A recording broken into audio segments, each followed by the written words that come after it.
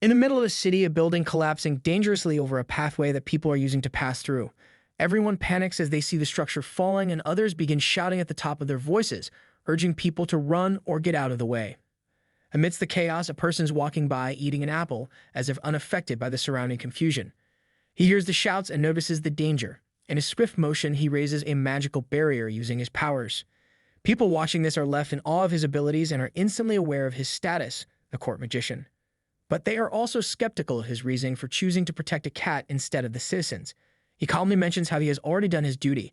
As they gaze upwards, the people see as a huge barrier stands firm beneath the collapsing building. They are astonished when it successfully holds the debris. Later, at a gathering where the same man, Shield, is being congratulated for his engagement, his fiancée Elaine, arm in arm, calls out to him. Shield asks what's on her mind. Elaine replies vaguely, saying it is nothing and that the day will be fun. Shield agrees cheerfully. However, this joyous occasion is cut short when suddenly, a knight enters calling for Shield Rayless. As they surround him, he accuses him of plotting a coup and announces that he is banished from the country on suspicion of treason. Shield is shocked and shouts in disbelief, denying the accusation. He insists he has done nothing wrong and accuses them of making a mistake or setting a trap. The man shows him a letter claiming it was found in his house. He asks incredulously how the letter could have been found in his home. Elaine hesitates before apologizing. She admits to entering Shield's room without permission, out of concern for his late-night activities, and claims to have discovered the letter there. Shield yells back in frustration and disbelief, asking what Elaine is talking about. He does not understand why he is being set up, remembering his contributions to the country. His barrier magic has been a shield against invasions by neighboring countries and monsters. He cannot believe he is being accused of betrayal despite his dedication. He asks if the king is aware of this too, and the man confirms. He resigns himself, saying if even the king is involved, there is nothing more he can do. With that, he leaves. As he walks away, Shield struggles to process what has happened. He mutters to himself that he has no enemies and has never involved himself in politics. He feels frustrated and overwhelmed, shouting to himself that this is unfair. He reflects on his life, saying he has always lived with effort and dedication. He admits that people have mocked his barrier magic, but he continued to hone it, becoming the best in the country. Shield remembers that his barrier magic protecting the country is not permanent. He wonders if his banishment is linked to a plan they have in place once the barrier fades. He debates, revealing that his magic is actually permanent, but quickly dismisses the idea, deciding it would not help. He begins brainstorming for his next location. The north has beasts, the west would lead back to the capital, and the dragon forest to the east is far too dangerous. So he resolves to head south to the city to start anew, but decides to eat first. At a restaurant, Shield notices people watching him suspiciously. When he leaves, they follow him. He turns to confront them, asking what they want. They threaten him, saying he will die here, and then attack him. Using his barrier magic, he blocks every attack with ease. Seeing as how their physical attacks aren't working, they launch a magical attack, but that too is countered by a magical reflection. Shield asks if they are from the knight's group, but they do not answer. He apologizes, telling them he specializes in barrier magic. Despite their efforts, none of their attacks succeed. He reflects every blow back at them and taunts them, explaining he rose to the royal court solely with his barrier magic. They scoff, saying he was just a common barrier mage, but he brushes it off and demands to know who hired them. One of them refuses to answer. He informs them that any magic he reflects remains active until he chooses to deactivate it. Shield questions them further, asking if there are more attackers like them. The man reluctantly admits that more will come and says someone powerful wants him dead to ensure he never regains his position. Shield sighs and deactivates the magic, stating that the only thing he excels at is defense, declaring confidently that he can always face attackers like them any day of the week. Shield begins planning his next steps. He considers going south, but worries his pursuers might anticipate that, as it is still part of the Empire, he dismisses the north for the same reason. Weighing his options, he decides to head east. On his journey east, Shield encounters a dragon. The massive creature introduces itself as Bahamut, the most powerful of its kind. It is surprised he does not recognize it and declares it will devour him. Shield laughs nervously and raises his physical reflection barrier just in time to block the dragon's attack. Bahamut is stunned by his ability to repel its powerful blows. Shield calmly states that he used his barrier to counter its strength. Every time Bahamut attacks, he blocks the strike, leaving the dragon increasingly bewildered. The confrontation ends with Shield standing firm, proving once again that his barrier magic is unmatched and his resolve unshaken. The dragon is furious and questions why it cannot break a mere human's advanced magic. It wonders aloud why the barrier is so unyielding. Shield concludes that if it could be broken, it would not truly be a barrier. He explains the reasoning behind its sturdiness, mentioning how much he has struggled to reach this point. Despite hearing what he said, the dragon continues to attack relentlessly. Shield, protected by the barrier, calmly deflects every attack with ease. Eventually, the dragon unleashes a massive strike. Seeing this, Raylis activates magical reflection. This completely burns the dragon to ash. He cannot help but comment on how fragile even the strongest species of dragons can be. He adds that perhaps this means the dragon's power is as terrifying to themselves as it is to others. Showing no fear, states confidently that he will follow the path carved out by the dragon's efforts. He steps forward, acknowledging that the destruction caused by the dragon seems more like a natural disaster than magic. As he follows the path, he is amazed to discover that the dragon is no longer there. Instead, he finds a beautiful girl standing in its place. The girl, intrigued, compliments his strength. The man sees the girl too and is struck with shock, yelling out in disbelief and asking who she is.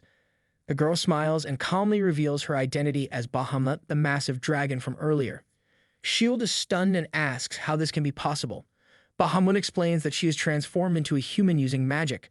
She mentions that it has been a long time since she last took on human form and wonders aloud if she appears acceptable in this shape. Shield, covering his eyes, awkwardly requests her to put on some clothes. Bahamut seems surprised but quickly realizes that humans have such traditions and agrees to comply. She dresses herself but chooses to wear minimal clothing, which he notices. Even in the forest, her outfit seems sparse and he questions this. Bahamut brushes off his concern, telling him not to ask for too much. She comments, amused, that this is the first time she has encountered a human she could not eat. Finding him entertaining, she declares her intention to accompany him. The man, feeling lonely, welcomes her company and invites her along. However, Bahamut asks him to go ahead as she needs to prepare something. Her tone changes as she looks at him with a predatory glint, declaring that it is already too late and accusing him of growing complacent. She lunges to attack from behind, intending to devour him, but her efforts fail. The man calmly reveals that he always has an invisible barrier around him. Acknowledging her failed attempt, the two continue their journey together. Bahamut, now walking beside him, complains about being hungry. It begins with a conversation between the two travelers. She says that Shield is veering off the path too quickly. He responds that if she knows the way so well, she should lead. He then asks if they are near the town, but she denies it, insisting they are far from it. As he looks at their dwindling supplies, he accuses her of lying, warning they will run out soon. She remarks that it has been centuries since she last tasted human food, calling it a novelty.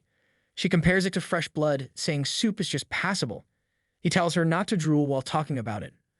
As they walk, he comments on her name, Bahamut, calling it very grand and long, asking if she has another. She explains that centuries ago, someone called her Fae. He decides he will call her that as well. Later, he asks her why dragons like her do not attack cities. She answers simply that humans do not taste good. He dismisses the topic, wanting to hurry up because he wants to take a bath. She corrects his direction again, and he admits he knew but was just kidding. The good thing about traveling with Fae is that he is not attacked by other beasts, as they fear the strongest beast of the village. The bad thing, however, is that whenever he takes a private moment, she keeps watching him. They eventually reach a crowded, lively town filled with smiling people. He observes the prosperity and notes that the rumors were true. She commands food, and he agrees, thrilled at how wonderful the city is. He decides he will take up adventures and live comfortably here, planning to start his second life in this place. Unfortunately, he is not able to live up to his expectations, as they find themselves in a small clearing where he begins breaking firewood. The task seems difficult for him, and she watches amused. She questions how he can struggle with such weak tasks when he had defeated her earlier. He admits he is weak and can only use barrier magic. Frustrated, he falls to his knees, lamenting his inability to defeat even weaklings and declaring that his second life feels ruined. Then he recalls he has a valuable item and clings to that hope. They quickly go to Count Albert, as he is welcoming the pair to his mansion. They thank him for the invitation, and the Count replies that the honor is his. He mentions the court wizard himself has come to be a private tutor for his daughter and expresses his trust in them. Fee comments that Raylis is acting strangely. He replies that his attitude does not matter and only survival is important. Albert suggests they first have dinner, bringing the chapter to a close. Shield begins eating his meal with such intensity that it seems as though he hasn't eaten for days. Watching this, Albert comments in amusement about Shield's voracious appetite but interrupts himself, saying he intended to talk about his daughter. However, Shield, ignoring Albert's words, asks for more food and mutters to herself that he doesn't need to worry about manners since he is starving. As Shield eats, he notices a beautiful young woman nearby. Observing her, he wonders aloud if that could be the Count's daughter, marveling at the magical power radiating from her. She quietly admits to herself that there is nothing she could teach someone with such talent. Resolving to continue eating before he is eventually dismissed, Shield dives back into the food. After everyone finishes their meal, they sit together. Albert introduces Shield and Fee to his daughter, explaining that they are court wizards from the kingdom of Helena who have come to help develop her abilities. Smiling warmly, the daughter expresses her gratitude, claiming her father's kindness moves her to tears. Albert advises her to learn as much as she can from them before excusing himself. She assures him she will. After Albert leaves, the daughter turns to Shield and Faye, her demeanor shifting. She asks them to tell her the truth about themselves, promising that doing so will prevent any issues. Surprised, they ask what she means by that, reiterating their roles as court wizards and her tutors. Unfazed, she comments on Shield's pocket watch, questioning its origin and authenticity. Shield is caught off guard as she continues interrogating them. Pointing towards the kingdom of Helena, he brings up the massive barrier surrounding it. When Amelia acknowledges it and explains that the sacred barrier is famous across the continent. Embarrassed, Shield admits to creating it, which only deepens her curiosity. She challenges him, warning that he will be held accountable for his claims. She declares her ambition to become a court wizard herself, emphasizing that she has no time for pretenders. Shield tries to explain that Amelia possesses a magical aura similar to theirs. He reiterates his identity as one of the 10 great wizards, but faces skepticism. She dismisses his words, questioning why someone of his stature would live in hardship. He explains that he was expelled for creating the barrier, having become a political inconvenience. She accuses him of lying, arguing that no country would banish its hero. Frustrated, Shield raises his voice, insisting on the truth, but she finds his tone irritating and demands he leave. Shield refuses, stating he is there for work. When he turns to Fee for support, she dismisses him, unwilling to vouch for him. The daughter, putting on her gloves, declares she will not take lessons from either of them, and orders them to stay out of her way while she practices magic. Shield decides to observe her, realizing it is all he can do. Watching her perform magic, he notices an old, worn magic doll among her tools, unlike any he has seen before. She seems deeply committed to her goal of becoming a court wizard, experimenting with different spells. Though Shield is impressed, she brushes off his praise and warns him not to speak to her. At this, Shield decides to show her what it truly means to be a court mage. The daughter challenges him, saying she has exhausted her magic and will now face him in hand-to-hand combat to avoid harming him. Surprised, Shield questions her intent, but she confidently remarks that court mages should master martial arts as well. He agrees, albeit reluctantly, and turns to Faye, asking if she would like to take his place in the combat.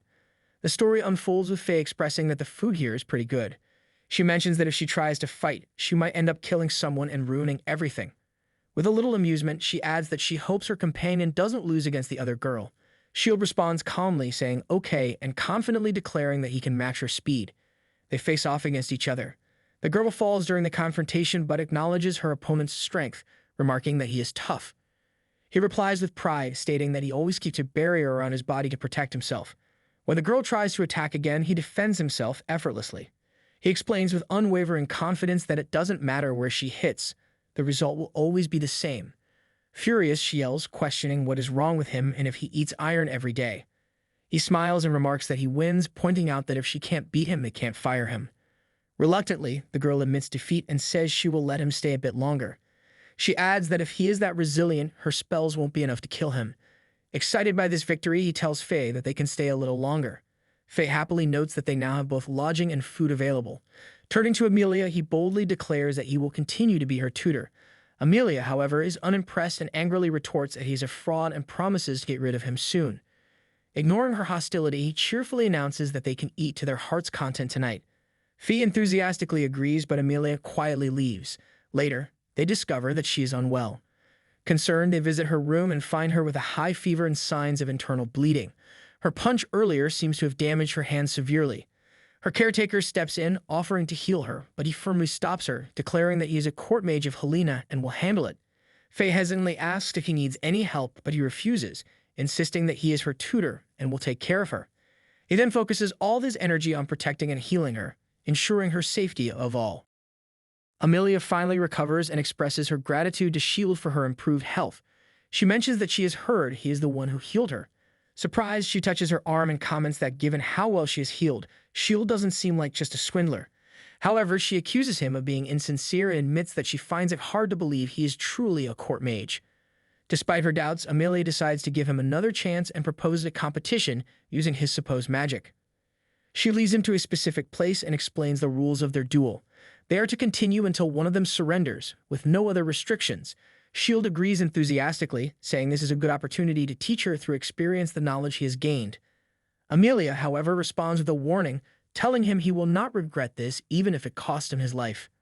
As the duel begins, Amelia conjures a basic fire arrow. Seeing this, Shield remarks that Amelia underestimates him. She counters by asking if he can withstand her many consecutive attacks. Observing her, Shield notices that she takes less than 3 seconds to activate her magic. He decides to take the duel more seriously but assures himself that he won't hurt her. The duel progresses, with Amelia launching powerful attacks that Shield blocks using his barrier. She is astonished by his skill. As rain begins to fall, Shield teases her, asking what she plans to do next. In response, Amelia attacks with ice magic, momentarily putting Shield in a difficult position before he manages to block it. He compliments her, calling her amazing and a genius with great creativity, but he also emphasizes the versatility of his barrier. Frustrated, Amelia demands to know what kind of magic he is using. Shield smirks and says he will reveal it only if she calls him sensei. Begrudgingly, she complies and repeats her question. Shield, however, insists she say it again. Annoyed, she warns him not to get too cocky or she might kill him. Finally, Shield reveals that he only knows barrier magic.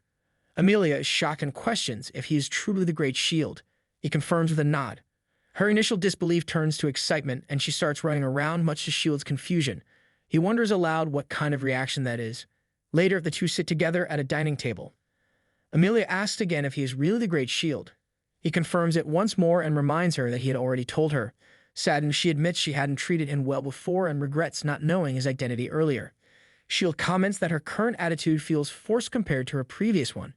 Embarrassed, Amelia grows quiet, but he reassures her, inviting her to eat with him. As they eat, Amelia asks about the relationship between Lady Faye and the Great Shield.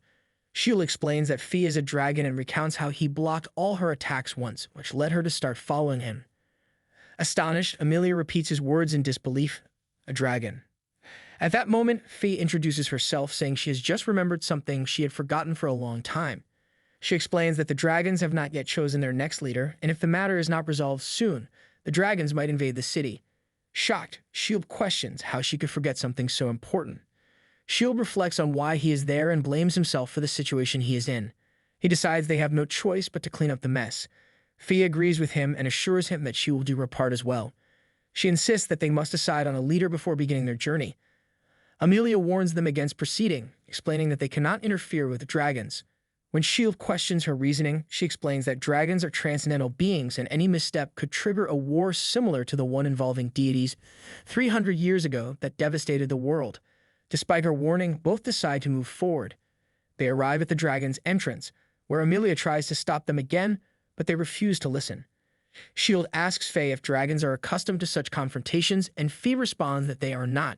She faces the dragon and declares that she has come to command it to stop troubling humans. She warns the dragon that failure to comply could lead to a war.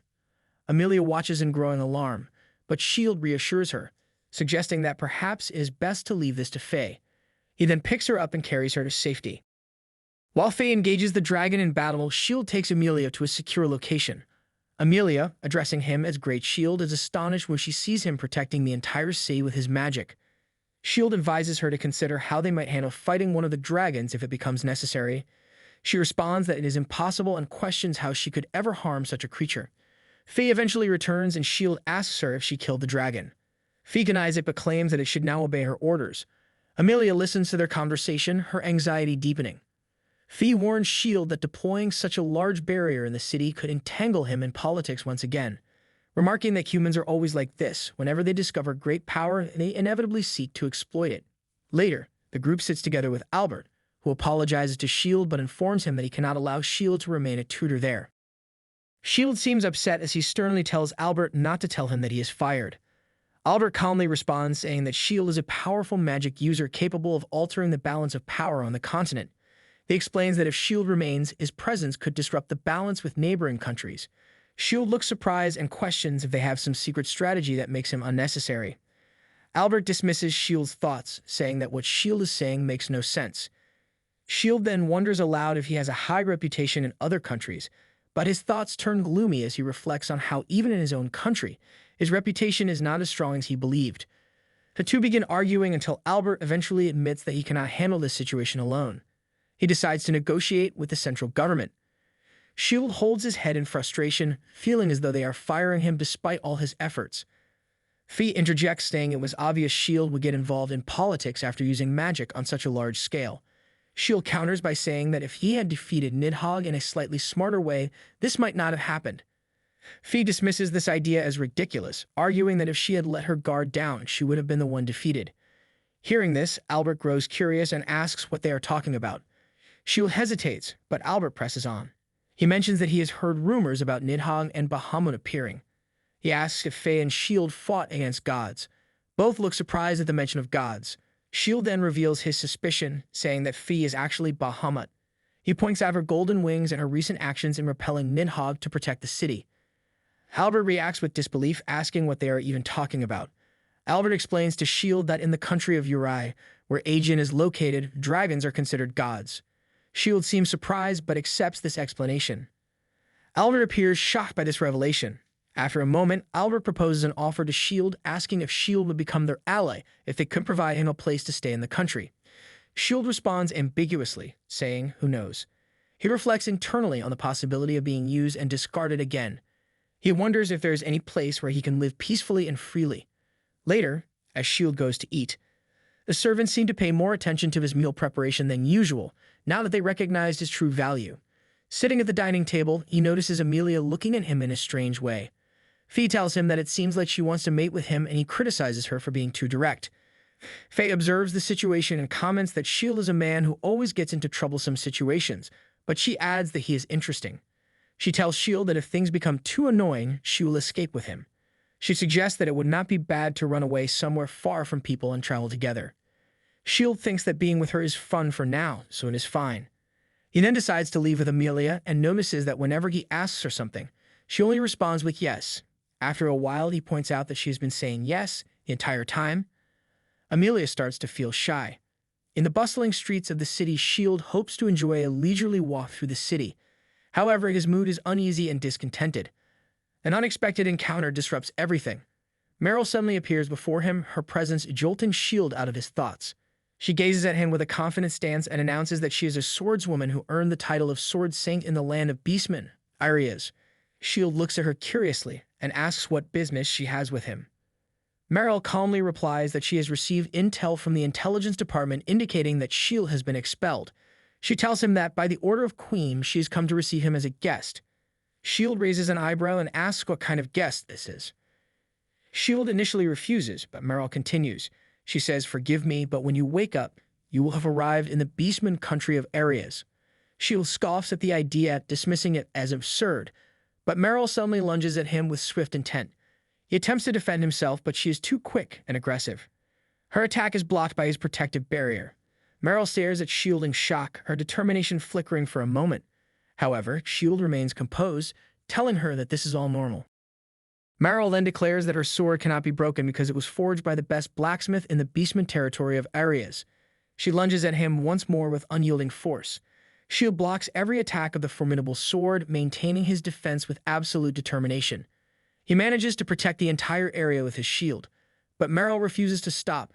She attacks again and again, but Shield blocks each strike without faltering. His composure never wavers. She finally concedes defeat, admitting that even she, the Sword Saint, cannot reach him. She cries out in disbelief, asking him why he remains so calm. Noticing the tattered state of his clothes, Shield asks her if she would like to wear his clothes. Meryl dismisses the question and reiterates that despite her loss, the Queen ordered her to bring Shield along. She says she will rest her body in the city for a few days and find other strategies to capture him. Shield watches as she walks away. Meryl turns back and unexpectedly asks Shield if he would become her husband. Shield is taken aback. Here I am, know it's been a while.